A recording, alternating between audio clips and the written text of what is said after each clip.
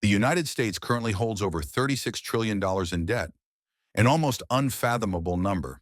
This staggering figure represents money that must eventually be paid back. And while it's common to hear about China being a major lender to the U.S., their holdings actually amount to around $750 billion. Surprisingly, China has its own debt crisis to worry about, with more than $18 trillion owed by various sectors within its borders. So who then is holding all this debt? In China's case, much of it is owned by their domestic banks. Interestingly, those same institutions also hold foreign debt, including that of the United States. In return, American banks, along with other institutions, hold foreign debt too, from China, Europe, and elsewhere. It's a tangled financial web, and the deeper you explore, the more intertwined it becomes. Virtually every nation is both a borrower and a lender. Altogether, global debt has ballooned to approximately $300 trillion, which is more than 3 times the size of the entire global economy. This raises an important question. If the whole world owes money, who is actually getting paid? It seems like a simple query, but the answer reveals the complex machinery behind the modern financial system. More than just accounting, this interconnected debt structure underpins how the global economy functions today, a system built not on stability, but on constant movement. It's a cycle of borrowing, lending, reinvesting, and repeating. Debt, an ancient concept with modern implications. Although today's debt figures can appear overwhelming, the concept of debt is anything but modern. Long before there were banks, coins, or even formal economies, humans used debt as a form of trust. In ancient times, a farmer might lend a neighbor a sack of grain, expecting to be repaid after the harvest. There were no interest rates, legal documents, or credit agencies, just a mutual understanding. Debt was a promise, a way to solve a problem today by borrowing from tomorrow. As societies evolved, so did the scale and complexity of debt. Personal loans turned into institutional borrowing. Kings needed to build castles or wage wars, but couldn't rely on any one lender. In the 1600s, when England needed funds to prepare for war against the Dutch, King Charles II faced resistance from nobles unwilling to lend. The crown then devised a new method, offering pieces of the national debt to the public. In exchange for cash, citizens received government bonds, written promises of repayment with interest. This innovation allowed governments to raise vast sums of money without directly increasing taxes. By the 20th century, this system had gone global. The 2 world wars forced countries to borrow on an unprecedented scale to fund both destruction and reconstruction. Then in 1944, the Bretton Woods Agreement placed the US dollar at the center of the world's financial system. All other currencies were pegged to the dollar, and the dollar was pegged to gold. However, as economies expanded and governments spent more, the amount of dollars in circulation eventually surpassed the gold reserves backing them. In 1971, President Nixon ended the gold standard, transforming the dollar and most other currencies into fiat money. Unlike gold-backed money, fiat currency has value simply because governments declare it so. From this moment on, there was effectively no limit to how much money governments could create and how much they could borrow. The rise of global debt. Starting in the 1980s, global debt levels skyrocketed. Governments realized that debt wasn't only useful during crises like wars, it could also be a powerful engine for growth. They borrowed to invest in infrastructure, fund social programs, and stimulate economies during recessions. Over time, debt ceased to be a last resort and became the default tool for economic management. Today, borrowing is how countries build schools, maintain roads, manage crises, and even uphold social contracts. The result is a mountain of debt totaling more than $300 trillion, a sum so large it's hard to conceptualize. Imagine a stack of $1 million bills.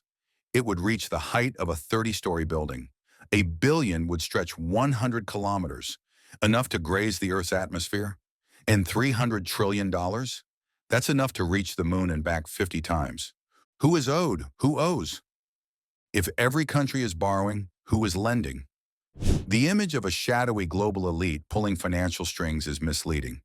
In reality, most government debt is owed to the citizens of those countries themselves. Take the United States, for example. the most indebted nation on earth. Around 70% of U.S. debt is owned by Americans. Here's how that works. The government borrows money by issuing treasury bonds, promising to repay with interest. These bonds are purchased by a wide variety of investors. If you have a savings account, your money is likely being invested, at least in part, in government bonds. Commercial banks in the U.S. currently hold over $1.8 trillion in treasury bonds, a figure greater than the GDP of most countries.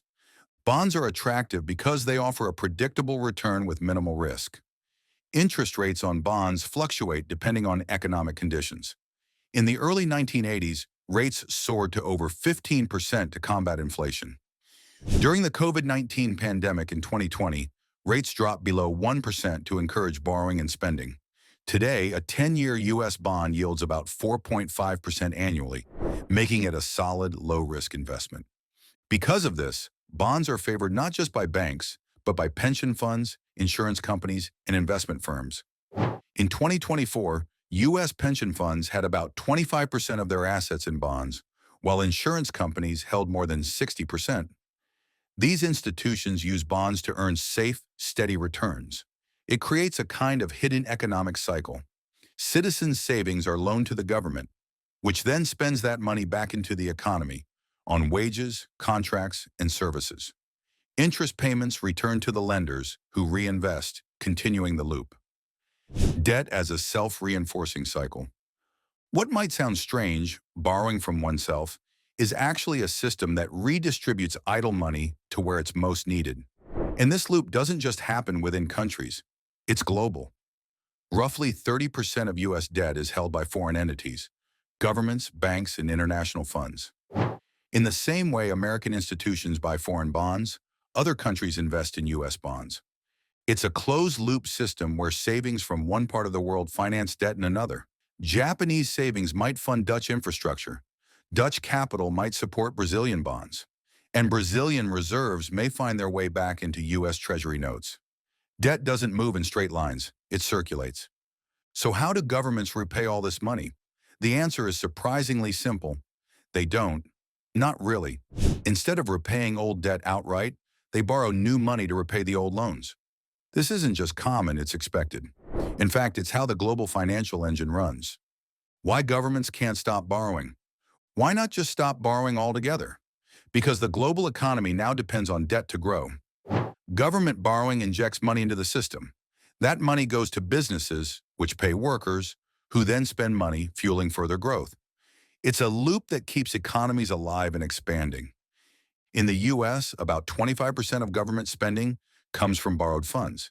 In China, it's around 19%.